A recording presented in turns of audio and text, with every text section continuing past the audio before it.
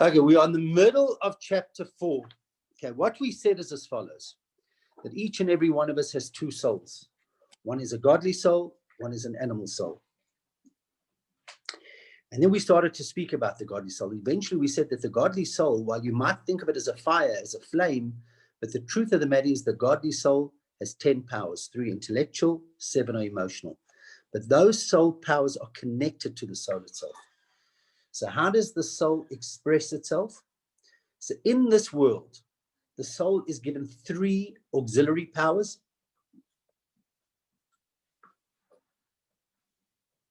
The soul is given 3 auxiliary powers. The soul is given 3 garments by which to express itself. Thought, speech, and action. So thought, I want you to think about this. Thought, speech, and action are not part of the godly soul, but the godly soul employs, oh, no. I can't do this. I need a computer. Please bring me a computer. Guys, I'm just waiting for a computer. Else I'm going to keep me cutting off here when people phone. The godly soul itself is,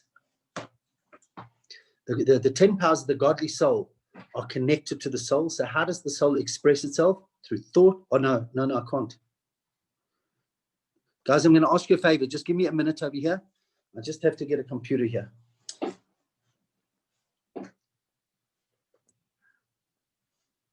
I'm sorry for this. It's happened before, and I need to borrow a computer.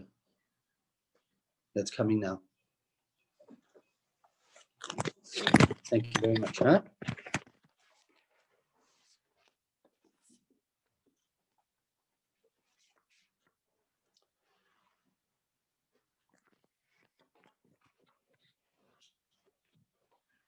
How's everybody in the meantime? All good. All good. Okay, I'm just going on here to the computer. I'll be able to do this.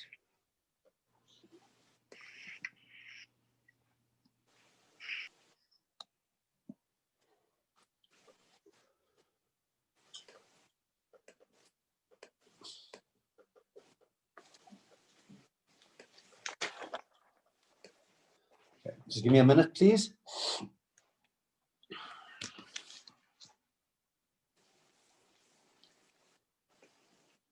Okay, there we are. Now.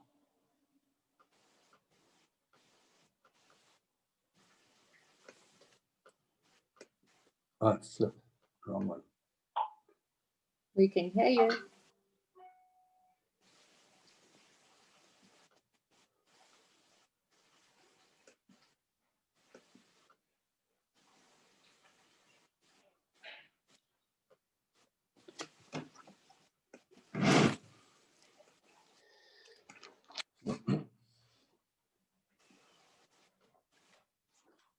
Okay, sorry about that. I truly apologize.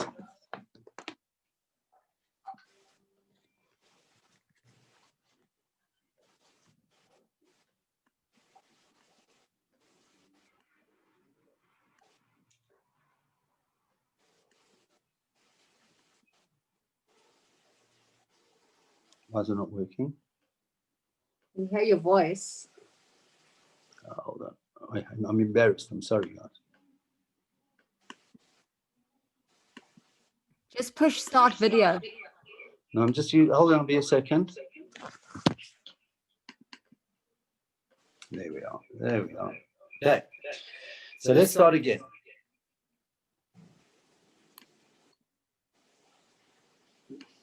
Can everybody hear me? Yes. Yes. No, I'm on the wrong way.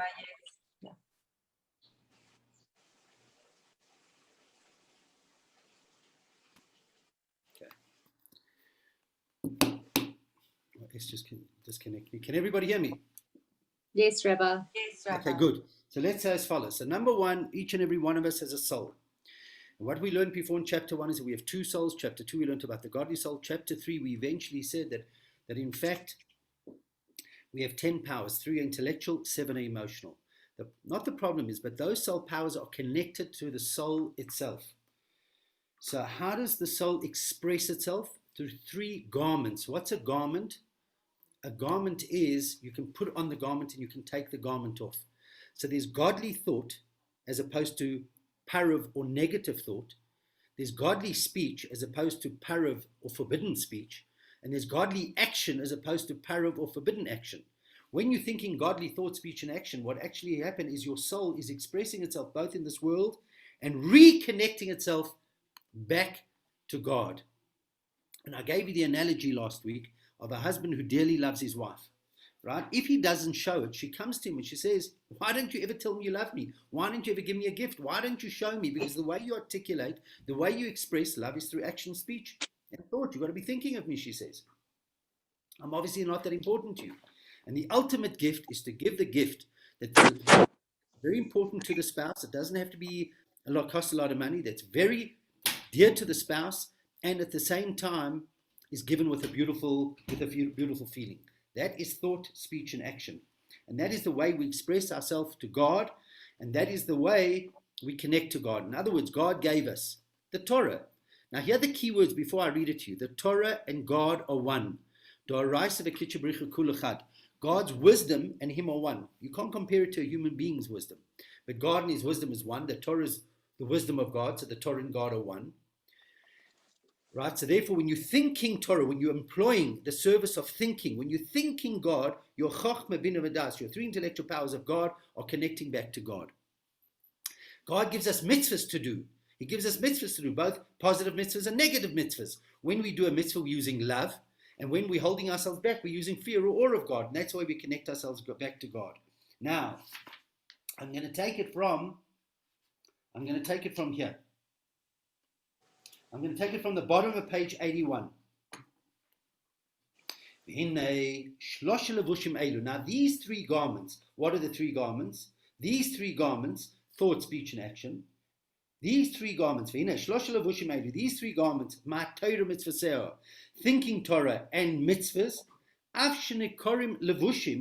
even though they're called garments, even though they're called garments for the soul, for the three different levels of the soul, nevertheless, their quality is infinitely higher than it's infinitely higher than the soul itself. Why? Because you have a soul that's trapped in a body. The soul is trapped in a body, but nonetheless, the only way the soul can connect back to God is through thought, speech, and action. And therefore, they have a quality that the soul itself doesn't have. As it says in the Zohar, the God and His Torah are one. Pirush. What is the Torah? What is the Torah? The Torah is the rotzen, it's the desires and the chokhmah and the wisdom of God. Digest that. The Torah, this little funny book that we call the Torah, is the it's the inner desires and the wisdom of God. Now let's speak about God. God, in His glory are one. He's the knowledge, He's the knower, as we explained in chapter 2. Bear with me. Now, so when we speak about God, God is infinite. So let's speak about God for a minute. God is in heaven, He's infinite. He says, even though God is called infinite, I can't fathom God. I'm on the top of page 83. Even though God is called Ein Sof, God is called infinite, and we can never fathom His greatness. If we had to try now fathom God's infinite wisdom, we can't. No thought can ever comprehend God. So when you speak about God, the creator of the world, we can have a relationship to Him. He's our Father, He's our spouse, He's our Master, He's our King. But there's a level of God we cannot connect to. And not only can't we fathom God, not only can't we comprehend God, we can't comprehend God's desires and His wisdom, which is the Torah. As it says in the Torah, there is no searching to His understanding. It also says, if you search for God, will you ever comprehend Him? My thoughts are not your thoughts. So what did God do? This is amazing now. What did God... Hold on, somebody's trying to get in. What did God do? God is absolutely infinite. God is infinite. We find it, we're trying to comprehend God. So what did God do? He did us the biggest favor. On this it says, in the place where you find God's greatness, God is infinite. You cannot comprehend God, but that's where you find His humility. What does that mean? What did God do? Just imagine this. God is infinite. He's beyond comprehension. Tzimtzem HaKadosh Baruch Hu Ritzeinu V'Chachmasa B'Tarag Mitzvos HaTorah V'Choseim. God took himself, he squashed himself, he condensed himself, he injected himself into this book. Into this book. And not just into the book of the Torah and its laws. So when a kid looks at the Torah, looks at it as a history book, as a story book, when a cynic looks at it, says, it's an ancient book. No. What the Torah really is the wisdom of God, the infinite wisdom of God, that beyond the world, that God used to create the world, and he condensed it into book form. And not just the Torah, and not just its laws. All the different letter combinations of all the books of the Torah, the 5 books of Moses, the prophets, etc., etc. And not just the books of the Torah, and all the other books that our sages wrote over the years were godly inspired. Why did God do that? Let's just give it to you outside. So what did God do? He took his infinite wisdom and he condensed it into book form.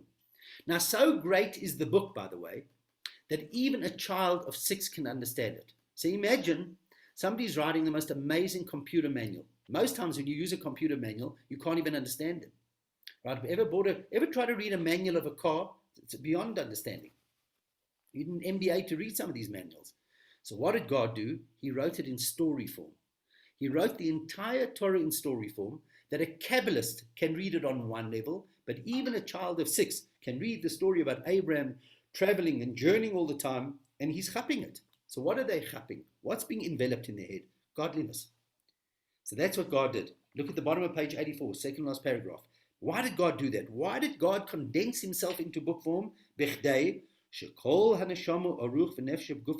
order that every single soul, that we're able to comprehend God, we're able to grasp God, we're able to get God within us. And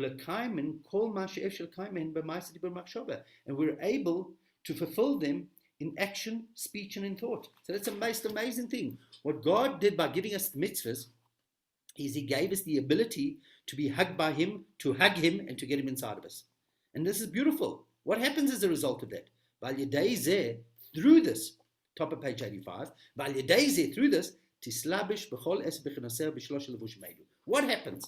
So God has given me to light Shabbos candles. God has given me to put on tefillin. God has given me to learn Torah. You know what's really happening? Just think about this. My 10 powers of my godly soul, my chokhmah bin wadas, and the 70 powers of my emotions, those 10 powers of the soul are being clothed in thought, speech, and action that are doing the mitzvahs, and therefore they're connecting to God. So it's the most amazing thing. By using godly thought, godly speech, godly action, we're actually allowing our soul that is caught up in our body to connect back to God. So really it comes out that the Torah is the most amazing, amazing gift that God gave us. And now you'll understand something that's brought a lot by our sages. Therefore, nimshla ha-Torah l'mayim. Now you can understand why the Torah is compared to water. Why water? So I want you to look up into the sky, and you'll see I think it's raining at the moment, or it was raining. Water is in the sky in one form. It falls all the way down, and it comes into a little lake or a puddle down below here. But it's the same water, but it's in a different form. It says, therefore we always compare Torah to water. Just like water comes from the heavens, comes all the way to this earth. So too the Torah comes from the heavens in one form. The Torah in heaven is not raindrops or not clouds. The Torah in heaven is the wisdom and the desires of God. Digest that? The Torah in heaven is not raindrops. It is the wisdom and the desires of God. And the wisdom and the desires of God are one with God. And nobody can understand God when he's in the heavens. And from there, that Torah, the wisdom and the desires of God, it comes down thousands of different levels. It comes to all the different worlds that are beyond this world. Now, we haven't really discussed that before, but beyond this world are a whole bunch of spiritual worlds. The Torah comes from the top of it all, where God is absolutely infinite, beyond comprehension, even by the biggest tzaddik, and he sends it down all the way in this world, just like raindrops come down. Until the Torah becomes enclosed in physical things and matters of this world. Shein Rov HaMitzvahs HaTorah Kekulim B'Yochosein, which is the most of the mitzvahs. Most of the mitzvahs, 99% of the mitzvahs, are done with physical. Tefillin is made from animal skin. Candles, Shabbos candles, are made from wax. Mezuzah is made from animal skin. All of these things are made from animal. And not only that, not only is the Torah involved in physical things, so it came all the way from heaven and didn't turn into a puddle, but it turned into physical things. And not only that, it also encloses itself, these raindrops fall and become the different letters of the Torah. The 5 books of Moses and the other 21 books that make up what the non-Jews call the Old Testament. Why did God do that? Why did God do that? Why did he take this infinite wisdom and put it into physical and into the books of the Torah? Here are the key words, bottom of page 86. Kedei shet kol machshavat tfisa, to give every single person the opportunity to grasp God. Not just with our mind that is the top of us, but even our speech and even our action, which is the lower part of us, which is lower than thought, because I can understand thought connecting to God's thought. But here he's saying that even your speech and your action becomes grasps God and becomes enveloped by God. And you become enveloped in them. When you light Shabbos candles, you are being enveloped in a godly light. Think about that. When a lady lights Shabbos candles, the whole house is becoming enveloped in a godly light. And that's why, by the way, if you take the acronym of the word Shabbos Neresh Shabbos Kodesh, it reads Neshek. What is Neshek? Neshek can also mean ammunition. The best way to defeat the enemies of the Jewish people is when a lady lights Shabbos candles. Miraculous things can happen. It means Neshek, it's ammunition. So there's weapons of mass destruction. There are weapons of mass destruction, and there are weapons of mass construction, and that's Shabbos candles. Now we can understand something. Page 87.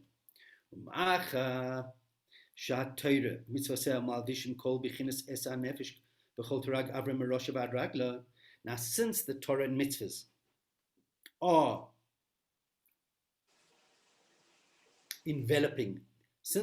mitzvahs are enveloping the entire soul, so what is happening?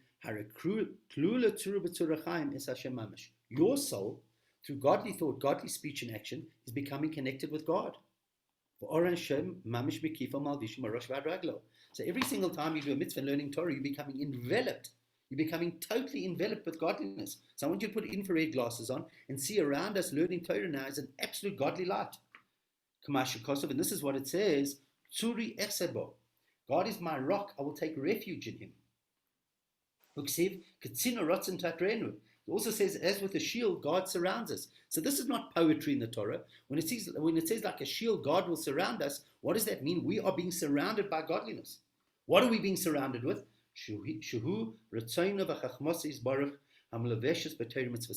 This is the desires and the wisdom of God that are condensed into the Torah, that are encoded in the Torah. Okay, so what we've learned is something absolutely beautiful, besides the distraction at the beginning. And that is as follows. We have a soul within us. That soul is 10 powers, 3 intellectual, 7 emotional.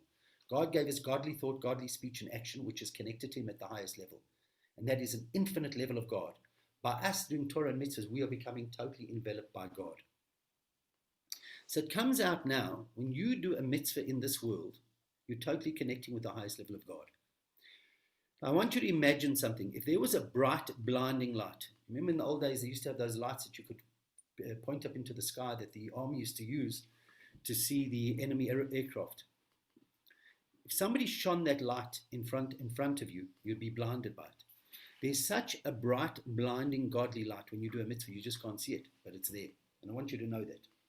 So it comes out that in this world, when a person does a mitzvah, what did God do? He took his infinite wisdom, his infinite desires, that is beyond reachable, boom, put it into the Torah. When we do a mitzvah, we're connecting with the highest level of God. So where do we connect better with God? Here, or God forbid, when a person dies, when he moves on to the next world? So let me clarify.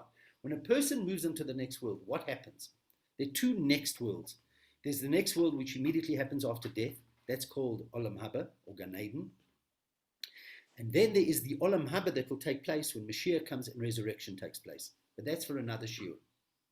Now, where do you get more godly light? Or where do you connect more with God, here or in the next world? You would think in the next world. Because there, what actually happens when a person dies, he's released of all his physical constraints, and the soul moves into heaven, and godliness becomes revealed to him. So it's an unbelievable delight of connection to God. And there's an infinite amount of levels in heaven. And even a soul, after 3,000 years being buried, like Moses and Abraham and all these people, they're still climbing every day because God is infinite. And however great man is, he's finite. So every single day in heaven, these tzaddikim are going higher and higher and higher and connecting and appreciating godliness more. I'll give you an analogy to explain what I mean. If you would have told somebody 300 years ago that kids are going to sit in front of a little screen and play all day, and they're going to download things called a cell phone. I'm going to download millions of things that I want to get off this. The person would have thought you absolutely mad.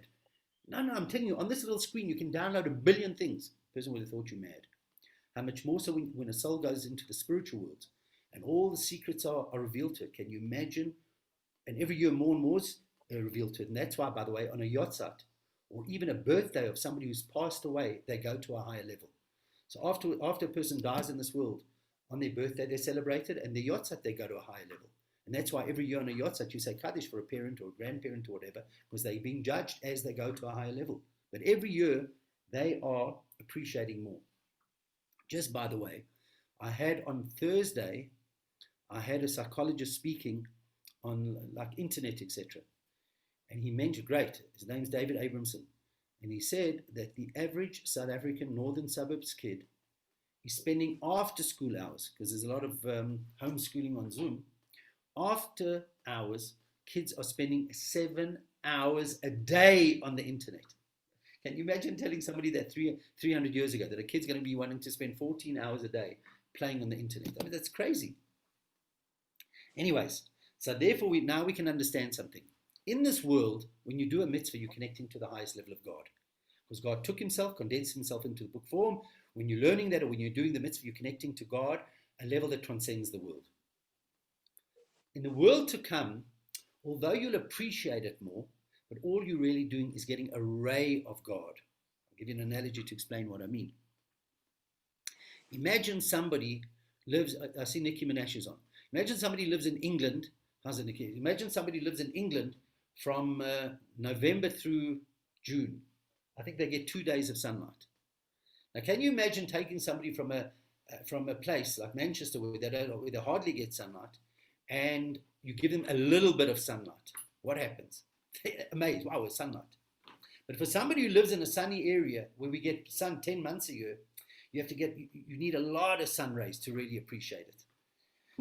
So this is what he's saying over here. When a soul leaves this world, the slightest ray of energy, of inspiration, of godliness that the soul gets, the soul is suntanning. It loves it. But it's getting a ray. In the world to come, no matter how many years the soul has been there, it's getting rays of God. It's chilled, it's invigorated, it's inspired by these rays, but it's just rays. Over here, when you connect to God, you're connecting to God at his highest level. So let's read the bottom of page 87. V'lochen Amru yafa sha'achas b'tshuva ma'asim tovim ba'ilum hazeh mikol chayei ilum haba. And therefore we say that 1 hour of repentance and good deeds in this world, 1 hour of mitzvahs in this world, is better than the whole life in the world to come.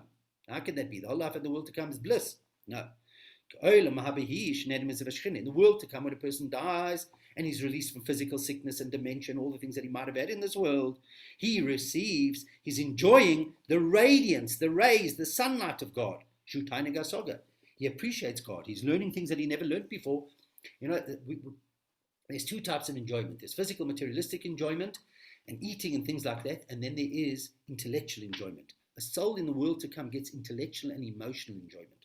I think they tell a story about Aristotle, that he had such a great brain that Alexander the Great walked over to him and said, "What are you thinking about?" He said, "Just leave me alone." He couldn't even talk to him. Alexander the Great is the king. I think he threatened to kill him. He threatened to give him half his empire. He wasn't interested. When you get caught up in enjoying godly intellect and emotion, and you're being inspired by it, and you're flying up in the heavens with it, nothing else is important. But that's what happens in the world to come. No matter how much radiance, no matter how much enjoyment there is in the world to come, in In the world to come, you can only enjoy a ray of God, because God is infinite. God is like, to compare Lahavdil to the sun, He's infinite.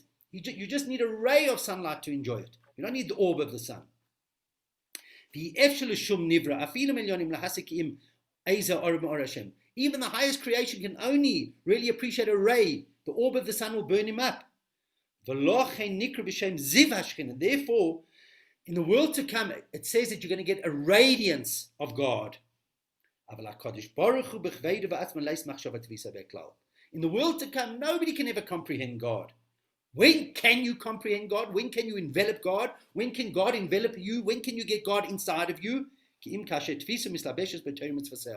only way, the only time is when God has condensed Himself into book form and you get that book in you. Then you can be enveloped and God can envelop you. So when you learn something in the Torah, we'll discuss it in the next chapter. When you do a mitzvah, you're allowing the essence of God to envelop you. And when you're learning Torah, God's coming inside of you. This is so exciting. So the only way you can connect to the highest levels of God is when God has enclosed Himself in the Torah. Because as we said before, God and His Torah, God and His wisdom are one. Now you understand why we jump up when a Torah is brought into the room. Now you understand why we have such respect for Jewish books, etc., etc. Now he says like this. But you could argue, hold on a second, the Torah in this world is not the wisdom of God. The Torah in this world is condensed into materialistic things. I'm holding a book. Mezuzah is a parchment. Shabbos candles is wax candles. How can you say that's God? It says like this. Even though God is enclosed in physical things like the tefillin, like the book, like the Shabbos candles. So you have to look at it, that the essence of God is in that. It's like somebody who embraces a king, whatever that represents. But let's say I have the opportunity to embrace the king, the great king, not like a king today, but the king who has all the power. Let's have the opportunity to embrace him with all the blessings it brings. When I embrace the king, is the king without clothing on? No, he's got clothing on. So even though he's got his clothing on, I'm still embracing the king. When I do a mitzvah, the clothing of God, the robe of God is the mitzvah that you see, the physical that you see. It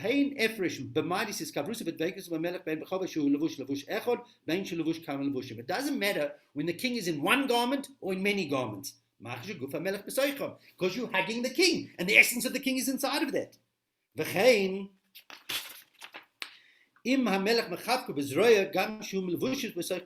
Similarly, when the king embraces another person with his arm, right, though it be dressed in his, even though he's dressed in his robes, you are still getting the embrace of God.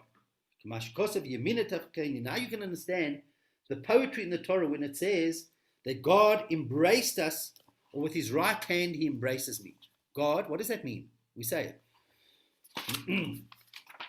Right? It says in Shir HaShirim, he brings over here in Shir HaShirim, the Song of Songs, God says, it says he embraces me with his right arm.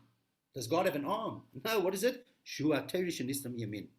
The right hand of God is God's kindness. It's the Torah. You want to be embraced by God, just learn the Torah. It's the right hand that embraces you. Chesed umayim. Because the right hand of God, the Torah, is the kindness of God. It's the water, it's the raindrops, as we said before, that comes from heaven.